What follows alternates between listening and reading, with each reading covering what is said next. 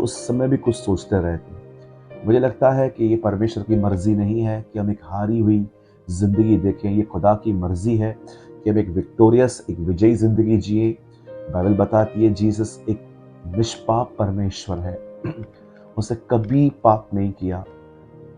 जब वो स्वर्ग में था वो तब भी सिद्ध था, और जब वो पृथ्वी पे मनुष्य बन के आया तो भी वो हर एक परीक्षा का, हर एग्जाम, हर ट्रायल्स को पार करके वो पवित्रता में चलता रहा। और ये परमेश्वर की मर्जी है कि हम भी जितने लोग हम खुदा में हैं, मसीह में हैं, हम सब एक विक्टोरियस लाइफ जिए। पॉल भी कहता है कि परमेश्वर हमें जय के उत्सव में लिए फिरता है। वो हमें ऐसे फेस्टिवल्स में रखता है जिस फेस्टिवल में हम हमेशा एक विक्टोरियस लाइफ जी सकें। मैं इस समय आपके सामने एक स्क्रीन पर वर्ड रख रहा हूँ।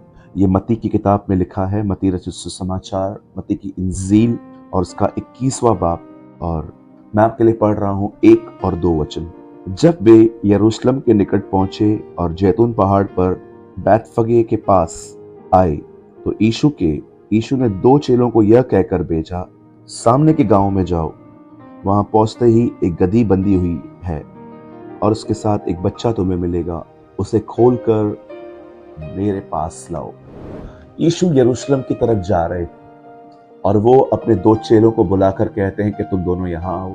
और जैसे वो वहाँ आते हैं, वो उन्हें कहता है सामने के पास जाओ। सामने जाइए और वहाँ पर एक तुम्हें गदही मिलेगी और उसका एक बच्चा मिलेगा, उसे खोलकर ले आओ।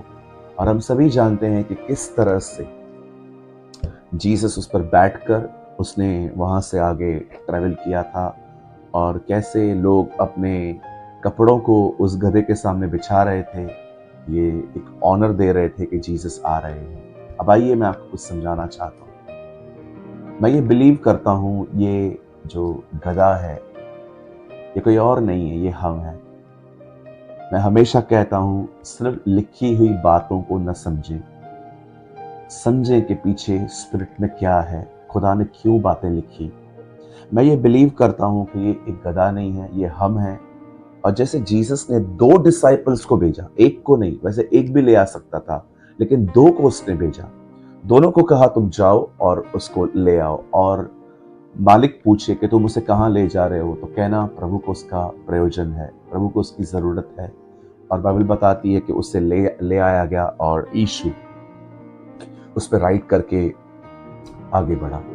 मुझे बिलीव है कि ये हम हैं, और परमेश्वर ने हमें छुड़ाने के लिए, जैसे उस गधे को छुड़ाने के लिए, उस बच्चे को छुड़ाने के लिए 2 चेलों का इस्तेमाल किया गया। मुझे लगता है हमें भी छुड़ाने के लिए 2 चीज़ों का उपयोग किया गया है। परमेश्वर ने हमें छुड़ाने के लिए 2 चीज़ें भेजी हैं ताकि हम विजयी जिंदगी जी सकें, और एक है अनुग्रह और दूसरा है दया, मर्सी एंड ग्रेस।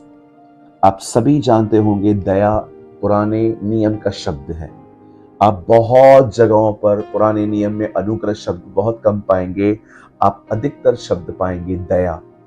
मेरे ऊपर दया कर, मेरे अपने नाम के निमित्त मुझ पे दया कर, तू दयालु है, तू दया का सागर है। आपको दया शब्द बहुत मिलेगा, लेकिन नए नियम के अंदर दया शब्द भी है, बट उससे भी ज्यादा है अनुग्रह।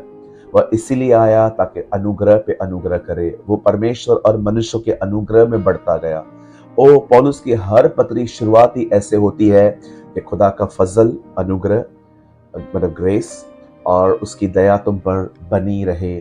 और आपको एवरी लेटर के, पॉल के एवरी लेटर में आपको ग्रेस ग्रेस ग्रेस आपको बहुत मिलेगा। तुम हमारे खुदावन का फजल जानते हो कि वो अमीर हो के गरीब बना ताकि उसके गरीब हो जाने से तुम अमीर बन जाओ।